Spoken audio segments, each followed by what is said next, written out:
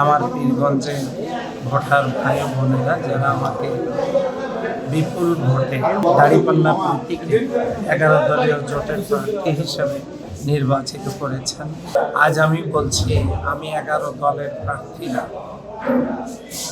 বিজয়ী হওয়ার পরে আমি পীরগঞ্জের সর্বসাধারণ মানুষের একজন প্রতিনিধি হিসেবে কথা বলছি। এই নির্বাচনটিকে অবাধ, সুষ্ঠু, নিরপেক্ষ এবং গ্রহণযোগ্য করে তোলবার জন্য আইন শৃঙ্খলা বাহিনীর সম্মানিত কর্মকর্তাবৃন্দ,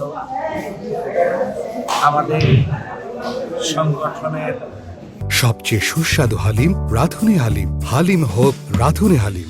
আমাদের জোটের নেতা কর্মীদের নিরলস প্রচেষ্টা এবং সাংবাদিক বন্ধুদের সহযোগিতা, আমার সম্মানিত ভোটার ভাই বোনদের অক্লান্ত পরিশ্রমের বদৌলতে আল্লাহ সুবহানাহু ওয়া তাআলা এই আসনে, রংপুর 6 পীরগঞ্জ আসনে সংসদ সদস্য হিসাবে নির্বাচিত করায় সকলের জন্য কৃতজ্ঞতা প্রকাশ করে আমি আল্লাহ তাআলার দরবারে লাখো কোটি সুজুদ ও শুকরিয়া পেশ করছি।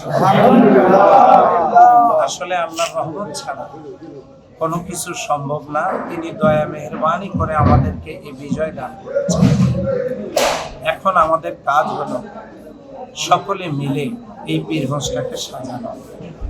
যারা সম্মান দিয়ে আমাকে এই দায়িত্ব প্রদান করেছেন, তাদের এই সম্মানের প্রতি শ্রদ্ধা মর্যাদা রেখেই সবার সাথে প্রতিদ্বন্দ্বী যত প্রার্থী আমার সঙ্গে প্রতিদ্বন্দ্বিতা করেছেন, আমি সকলকে সাথে নিয়ে পীরগঞ্জ করতে চাই।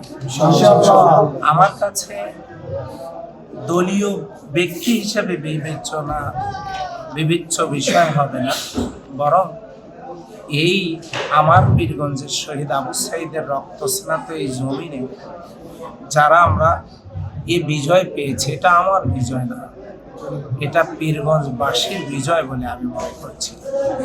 আমরা সকলে মিলে সবাই মিলে পীরগঞ্জটাকে হৃদয়ের রং তুলিতে সাজাবো।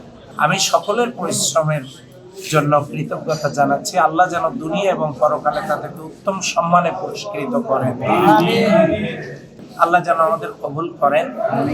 আমাদের এই আজকে থেকে নতুন যাত্রাকে আল্লাহ যেন বরকতময় করেন। আমাদের এই পীরগঞ্জে আল্লাহ যেন শান্তি প্রদান করেন। আপনাদের সকলকে ধন্যবাদ।